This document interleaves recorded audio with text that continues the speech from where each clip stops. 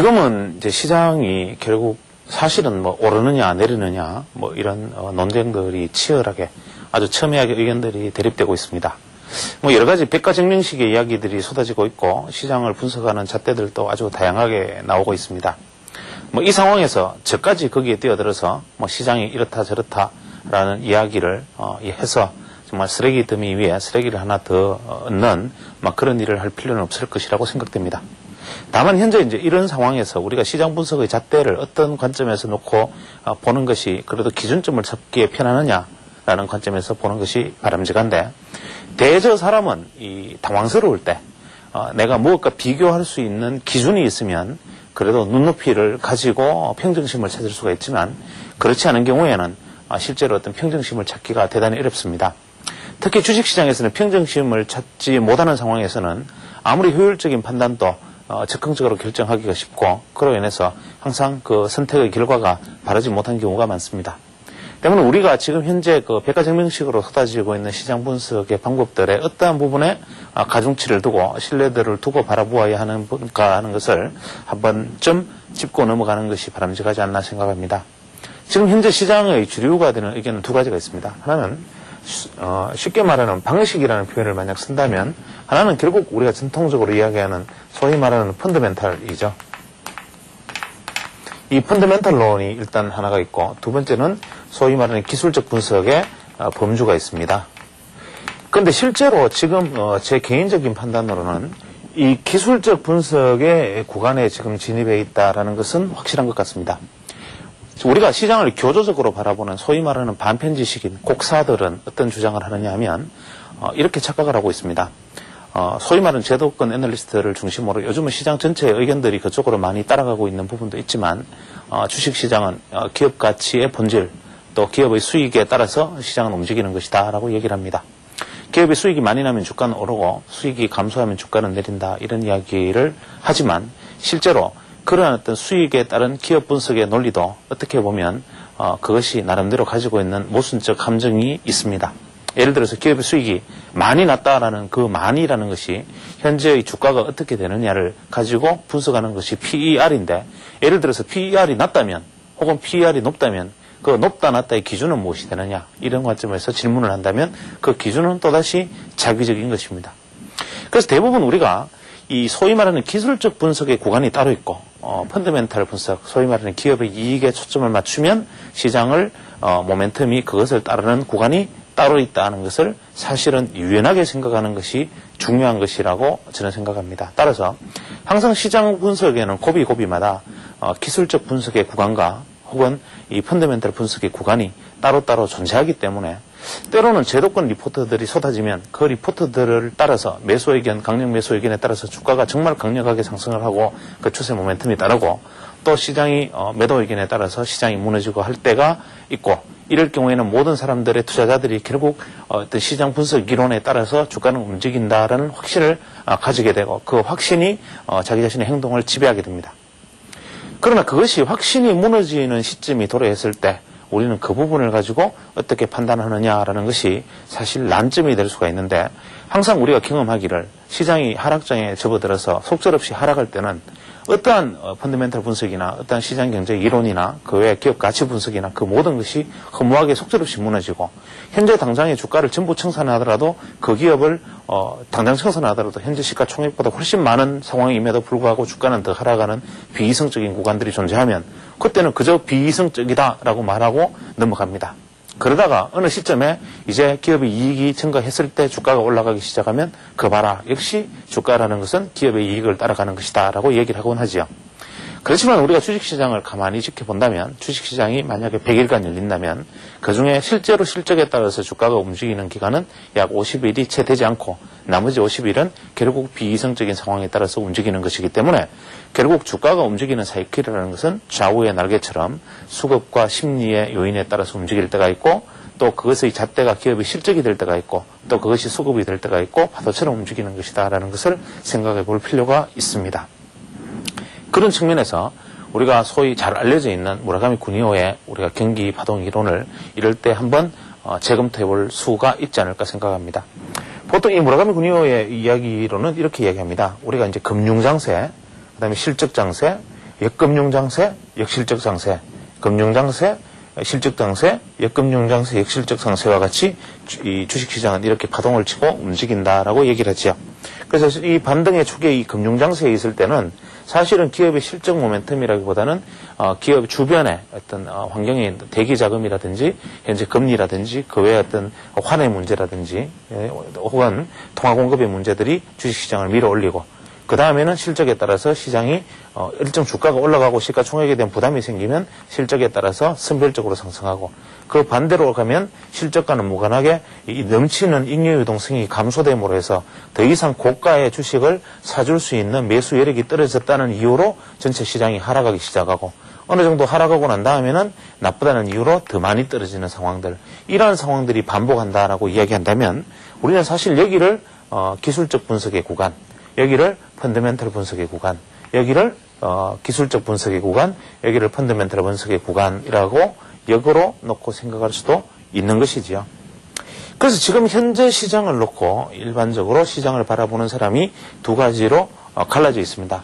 현재 극단적인 비관론을 구사하는 대부분 약 한 70%의 시장의 참여자들, 특히 시장의 분석가들이나 그 외 제도권 기관까지도 마찬가지입니다만은 시장이 대세 하락의 기조에 접어들었다라고 말하는 것은 어떤 요인에서 이야기를 하느냐면 첫째, 우리가 이제 경기순환론의 관점에서 보면 이렇게 이야기합니다.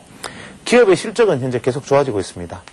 특히 1분기 실적이 많이 좋았고 2분기 실적은 더 좋아질 것이라고 이야기합니다. 실적은 좋아지는데도 불구하고 주가는 현재 괴리를 보이면서 떨어졌습니다. 이렇게 실적은 좋아지지만 주가가 일정 수준을 넘어서 전체 시가총액이 확대되었기 때문에 이 확대된 시가총액을 끌어올릴 만한 자금이 부족하여 결국 주가는 밑으로 밀리는 상황은 소위 말하는 우리가 역금융장세의 시작이다.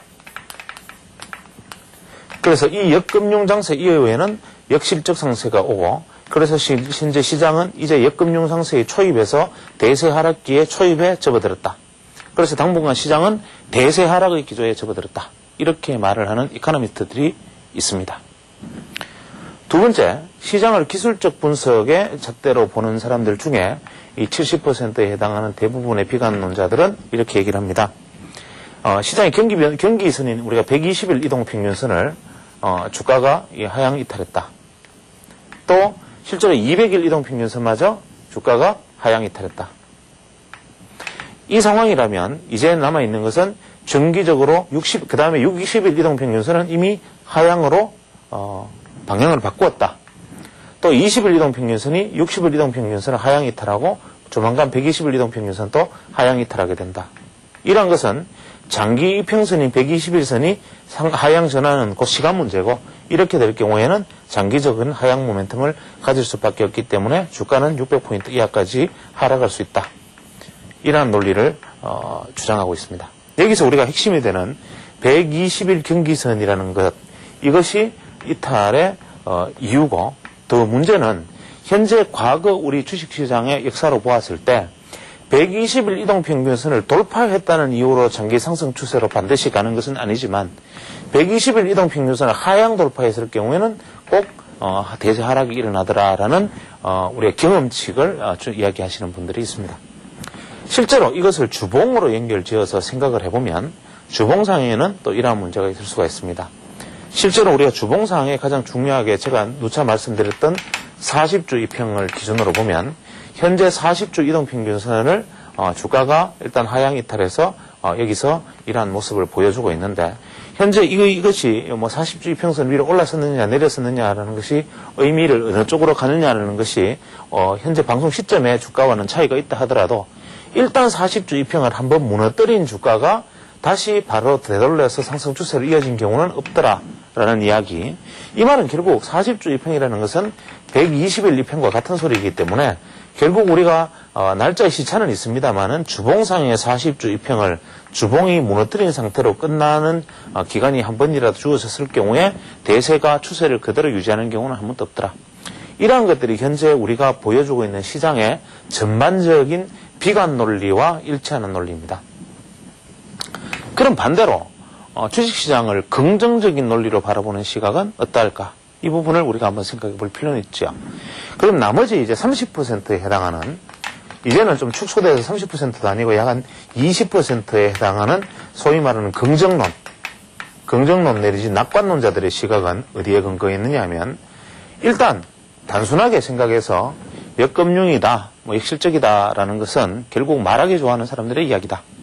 그 외에 우리가 보통 논리적으로 우리 베타 곰벌리, 기정사실화 현상, 앙드레 코스텔라니가 이야기했던 이야기들, 예를 들면 유가라든지 금리라든지 환이라든지 중국 문제라든지 이 모든 것들이 실제로 악재처럼 되어 있지만 그런 것들이 한꺼번에 악재 요인으로 이것은 이미 기정사실이다라고 생각되면 그것은 이제 반전할 수 있는 기회만 남았다라는 기정사실화 현상에 일단 따르는 것이 하나가 있을 것이고, 두 번째로는 우리가 이제 단기 이격을 기준으로 볼 때 이격을 중시하는 눈으로 보면 우리가 단기 이격상 개별 종목에 있어서 20일이라든지 혹은 40일에 이격이 확대되는 것은 자주 있을 수 있는 일이긴 하나, 실제로 우리가 코스피 기준으로 우리가 단기 이격이 예를 들어서 20일 정도의 이격이 코스피 기준으로 동원정권의 강성모 팀장이 이야기하셨듯이 코스피 기준으로 실제로 이격이 90% 이하로 내려가는 경우는 극히 드물고, 실제로 80%대를 기록하는 경우에는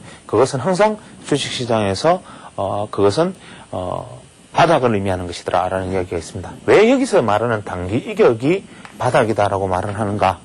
단순히 한번 되게 폭락하고 나면 무조건 바닥이냐 이렇게 얘기를 할 수 있지만, 아무리 우리가 폭락하는 것처럼 보여도 그것이 이격이 최대한 확대되는 폭락이 있고, 이격이 그래도 범위 안에서 계속 늘렸다 줄였다 하면서 일정 이격을 유지해 나가면서 떨어지는 폭락이 있죠.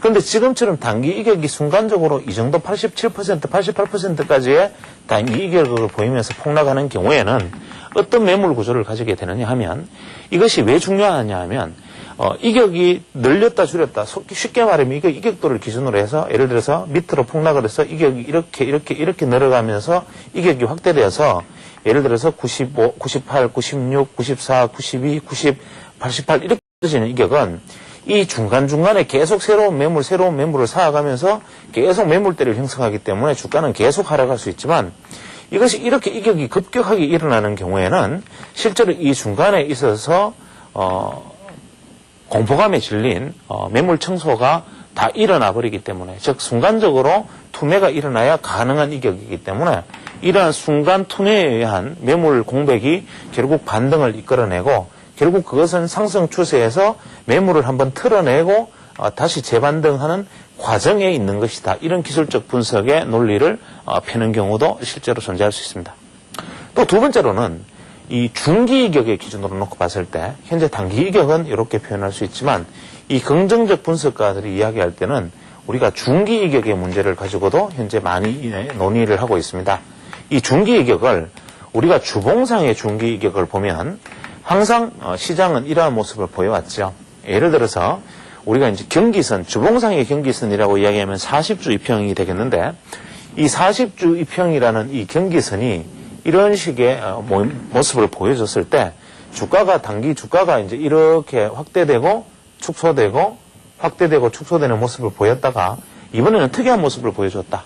예를 들면 이격이 이렇게 점차적으로 확대되어서 최대 이격에서 감소되면서 또 시장은 무너지고, 다시 이격이 감소되면서 최대가 확대되면 다시 무너지고 했었는데, 지금은 이격의 확대 과정이 없이 그대로 같은 이격으로 꾸준하게 그대로 상승을 했다. 이 말은 무엇을 의미하는 거냐 하면, 실제로 우리가 그 패턴 분류에서 주식을 분석할 때 이런 이야기가 있지요. 우리가 주식을 패턴을 분석할 때 쐐기형이라는 패턴을 이야기합니다. 이 쐐기형 패턴의 주식은 주가가 이렇게 상승한 다음에 이렇게 상승하는 것을 의미하는 것이죠. 즉 주가가 이렇게 상승하는 것이 아니라 이런 형태의 상승을 보이는 것. 즉 쉽게 말하면 여기서 이미 여기까지 와서 조정이 왔어야 되는데, 어떤 다른 이유로 조정이 와야 될 자리에 조정이 오지 않고 억지로 의기적 주가가 더 올라갔을 때 주가는 이미 떨어졌어야 할 목까지 반영해서 급락을 한다. 이런 것을 우리가 쐐기형 패턴이라고 얘기합니다.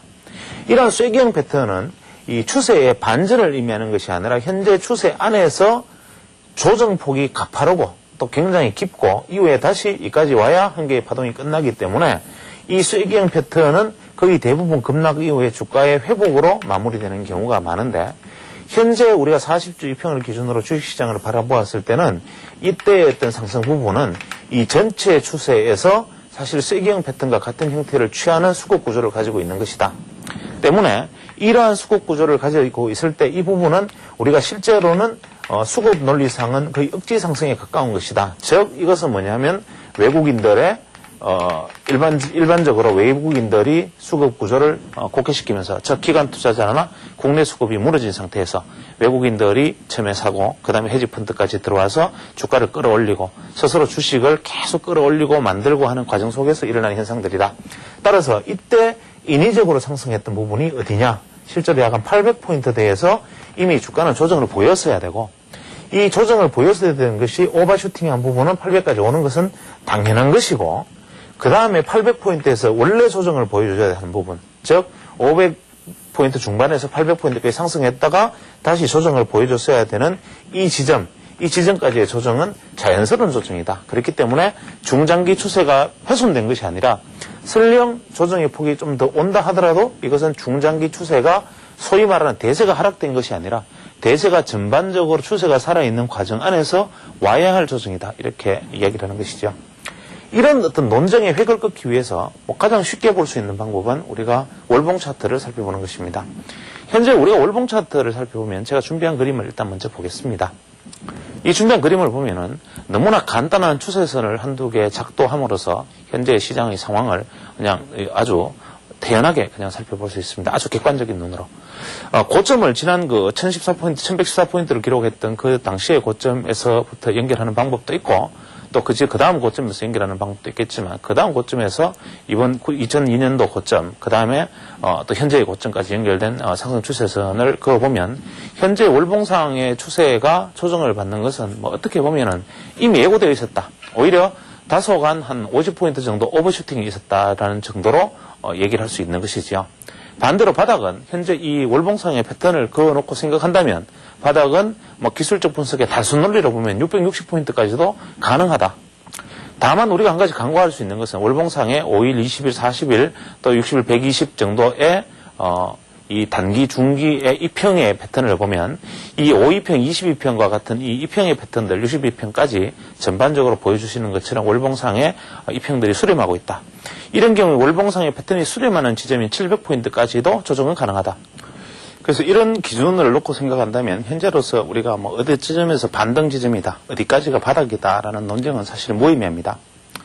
주가라는 것이 최악의 경우에는 700포인트를 무너지는 시점까지 하락할 수도 있을 것이고 또 어느 시점에서 바로 내일 반등해서 상승 패턴을 보여줄 수도 있겠지만 그저 기술적 분석의 잣대를 보면 그리 불안해할 필요도 오른다고 또 그리 좋아할 필요도 없는 구간대 안에서 우리가 의미 없는 반등과 하락의 몸짓 안에 놓여 있었던 것이 아닌가 생각되기도 하고 그러나 우리가 중장기 추세 기준으로는 최소한 제 생각이라면 장기 추세는 훼손되지 않는다 이렇게 보는 것이 맞지 않나 생각합니다. 다만 그 안에서 단기적인 대응에 관련된 부분들은 기술적으로 조금 여유롭게 이격을 잘 살피면서 시장을 대응하는 것이 바람직해 보입니다.